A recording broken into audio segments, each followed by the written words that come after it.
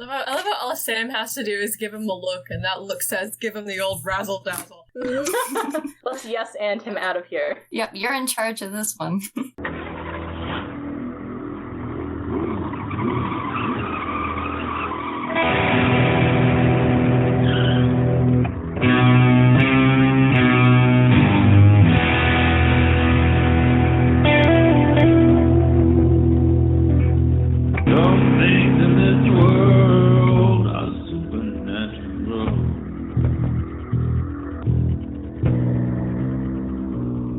My name is KJ, and you're listening to the Supernatural Opinions podcast, where some things in this world are supernatural. My pronouns are she, they, and this is the podcast where I talk to my fellow Supernatural fans about Supernatural, and we share our Supernatural opinions. Today we're recapping Season 2, Episode 3, Bloodlust, which originally aired on October 12th, 2006, and here help me do that are my guests of the week, Meredith, Vail, and Jenn. Let's start with Meredith. Please remind the listeners who you are. Hello, my name is Meredith. My pronouns are she and her, and once again, I am sleep deprived. Love that for you. And Vail was here last week, but please remind the listeners who you are. Hi, I'm Vail, she, her. I'm just an avid fan, of everything, of fan works and all that, so. Yeah, we're really excited to have you back. And Jenn, this is your first time with us, so please introduce yourself to the listeners. Alright, yeah, so I'm Jenn, pronouns are she, her, super excited to be on the podcast, and I was big into Supernatural. I spent 7 years out of it, and I got dragged back in. So here I am. Confession scene dragged you back in, or something else? Yeah, Tumblr went crazy, and it dragged me back in to the point where now I am working on a series rewrite over 300,000 words. I love that. So many people recommended your rewrite to me when I said that I wanted to do a Supernatural rewrite. So many people were like, is this what you were thinking? So this week's episode is titled Bloodlust, and that's a reference to probably a couple of films. I found a couple of films. The first one was the 1961 film Bloodlust, based on the 1924 short story The Most Dangerous Game by Richard Connell, famously possibly referenced by the unidentified serial killer known as the Zodiac. Oh dear. That movie is about two couples who visit a tropical island only to become prey for a sadistic hunter, sort of Bender style. Yeah, it sounds like something the Zodiac Killer would read. Yeah, and then there was also a 1992 Australian film called Bloodlust about three vampires who wander the streets of Melbourne killing, screwing, and taking drugs. They decide to carry out a heist, stealing $3 million and attracting the attention of various psychotics who chase them on a blood-inspired odyssey into the Melbourne underground. I don't want to watch That this. is going right on the watch list on my Letterboxd. It looks like a really low-budget movie. Two people wrote and directed this movie, and it was these two people went on to do a few movies, but this was both of their first IMDb credits. It feels like a starter movie. It's Australian. It looks kind of amazing. It sounds like they had, way too many ideas going at once. Yeah. Can we do a bank heist, but also sexy vampires? Yeah. I mean, I could get behind sexy vampires doing a bank heist if it was well done. So those are possibly some of the things that were being referenced. This week's episode was written by Sarah Gamble and directed by Robert Singer. We've seen both of them before. Robert Singer directed Phantom Traveler and Salvation in the previous season. And I don't think I mentioned this about Sarah Gamble in any of the times that she was mentioned last season. But she actually worked with Greg Berlanti on the show You, and the two of them adapted that for Netflix from a book. Oh gosh. Which is been a show that has kept people coming back for 4 seasons now. It's I keep tuning into it. I know, that takes talent, because it's about a terrible, terrible, terrible man. Yeah. But we also saw her work last season on Dead in the Water, Faith, Nightmare, and Salvation. Good Nice. episodes. Amazing episodes. On to the recap. Can I say something off the bat? Yeah, you can. Alright. Well, so one of the things that I noticed on the rewatch, I have my notes in front of me, but I found the direction in this episode to be really interesting, and Yes. I think I might get into it more later, but I almost found a lot of themes with subversion, and I think the directing played a big part into that. So yeah, I'll I had leave it some at thoughts that. about that too. Okay. Yeah, and just overall, throughout most of the episode, there's a lot of quick cuts between what Sam's doing and what Dean's doing. So it Yes. creates a really good contrast between their opinions and everything. Yeah. I have a hard time sometimes, like, with those quick cuts in my recap because I feel like I'm bouncing back and forth so much. But I do think that, like, when you're actually watching, it is very effective to just get, like, a little bit here and a little bit there and then back and forth. Yeah. But when I'm, like, doing a recap, I'm like, should I do all the Dean stuff and then all the Sam stuff, or should I bounce back and forth?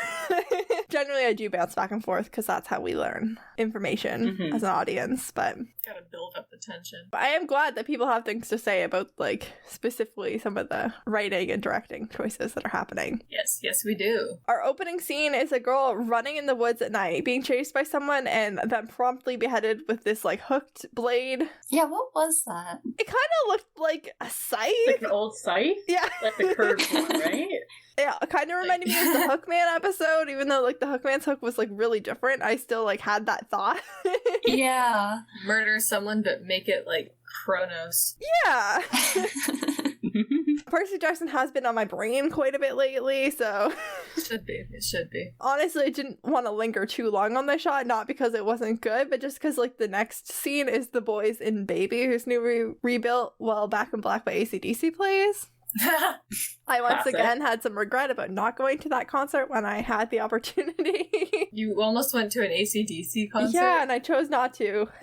Why? Damn. My brother's very first concert was AC/DC, and my parents got tickets for his birthday, and they got tickets so that they could go and a family friend could go, and they asked me if I was, like, I would have had to pay for it myself, but they asked me if I wanted to go, and I didn't want to go.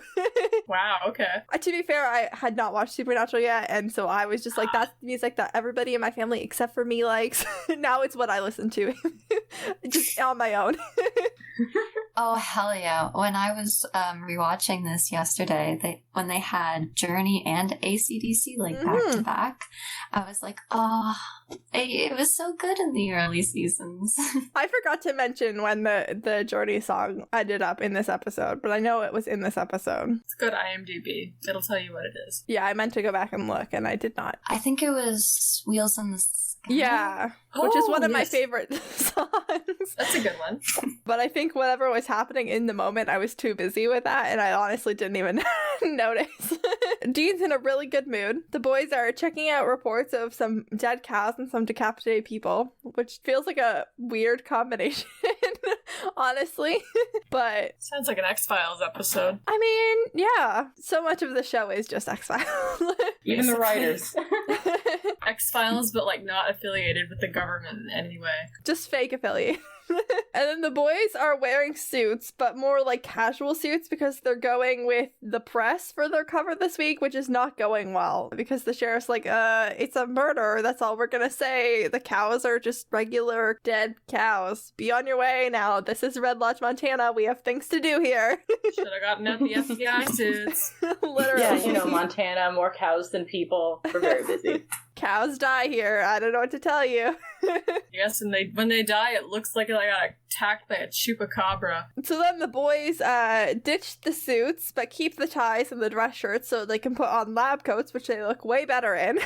Well. Because they head to the morgue. And I thought that was really funny because do you guys remember way back in season 1 where I think it was Sam saying they needed disguises for one of the early cases, and Dean's like, I can't believe you need disguises, which I feel like implies when Dean and John were hunting, they never used disguises, and now they literally have 2 in 1 episode in the first 10 minutes. Yeah, and, like, that makes me think so much about John, because there's so many things to not like about John, but there are some things I think John was good at. Patterns, obviously, but also, like, John just speaks with authority, somehow, in a way that I mean, he's like an buy. older guy. Like, he has all of the same fake IDs that the boys do. We saw them in Salvation, I'm pretty sure. Like, we saw a box of fake IDs, and Dean had a box of fake IDs in the pilot. So, like, they are doing, like, disguises, but they're not dressing up. Which means that they're just walking in there like confident white men and being like, yes, we are totally supposed to be here. You can get away with a lot if you pretend you're supposed to be there, especially if you're a confident white man. Absolutely. And Sam's just like, yeah, let's do that, but let's get suits. So it's like, so we also look like we're supposed to be here. Maybe then we wouldn't have to be so confident about it. This is what Sam brings to the table. Yes. Yeah. Yes, and I love how when they enter the lab and they're trying to get that actual employee out of the room, Sam just like backs up and like gives Dean a look, and Dean just goes right for like the bullshitting, like the doctor's pissed with you. He's like looking for clues. He's like, okay, name tag, door, like name on the door. Let's just, oh, that guy's on vacation? Well, okay, well, you screwed up and now he's back. Yes, and the brothers are so in sync with each other. I love how all Sam has to do is give him a look, and that look says give him the old razzle-dazzle. Let's yes and him out of here. Yep, you're in charge of this one. Once they're alone, Dean mentions a case that they either worked or heard about with Satanists in Florida. And Dean mentions so much effed up crap happens in Florida. Let's all take a minute here. Think of one of the 327 episodes and think of any of them that happened in Florida. We need more episodes in Florida. Do hunters just like not touch Florida or something, and that's why it's so weird? Maybe they just have their own, like, if that much crap is happening in Florida and the Winchesters aren't there, maybe they just are good. Guarding the borders, keeping other hunters out. It's all like human problems. I looked it up and I checked that map from @Priestley67 on TikTok, which I believe I've mentioned on here before. There is exactly one out of 327. And that one is Mystery Spot. It's in Broward County, which is in Florida. Actually, You know? that explains why they would never go back to Florida. But this is once again one of those things that I really hate that the show it constantly does to me, especially in the early seasons, where it mentions other cases, and I'm like, why don't we see that? I want to go see the Satanists in Florida who were putting like brands on people's foreheads after they decapitated them. I want to know how that goes down. I like that we don't see it. It's not that I like really like want to see that. It's just like that sounds so interesting. I just want to know like how stereotypically Fair. Yeah. Floridian they are. I mean, that's also true. I feel like they're just like, we can make Vancouver look like a lot of places, but we cannot make it look like Florida. Fair. Dean opens a box and finds the head of the decapitated girl from the opening scene and suggests that they should look in her mouth, and also makes the Silence of the Lambs joke, but then makes Sam do the actual looking, and Sam does not have a good time. No, I just thought it was interesting that Sam just seems so grossed out by it, especially because I guess like later on in the episode a lot of other gross out stuff happens that Dean isn't really that moved by, so I don't know if maybe they were purposefully laying the scene like this to set up more of a difference between Sam and Dean in this episode. Yeah, I think that they're pretty inconsistent on like what the boys have the stomach for. Mm-hmm. Episode to episode, it kind of changes. I feel like, I don't know, it depends on the context. Because if it's like this, and maybe Dean, like, isn't really that grossed out, or maybe he is, and he just doesn't feel like reaching into a mouth, and he wants Sam to do it. Maybe he knows that Sam's gonna find it really gross. It's like a brother thing. It's like, it's safe to be grossed out. I'm gonna be grossed out. Yes, the wholesome brotherliness in like the first few opening shots is amazing. Dean notices that this dead girl is a vampire, and they're like, well, this changes things, I guess. I guess we're gonna look for some vampires. So they immediately go find a bar that has some bikers and beer, and they're like, this is good. Just once, I want them to meet a vampire that just hangs out at the local cafe.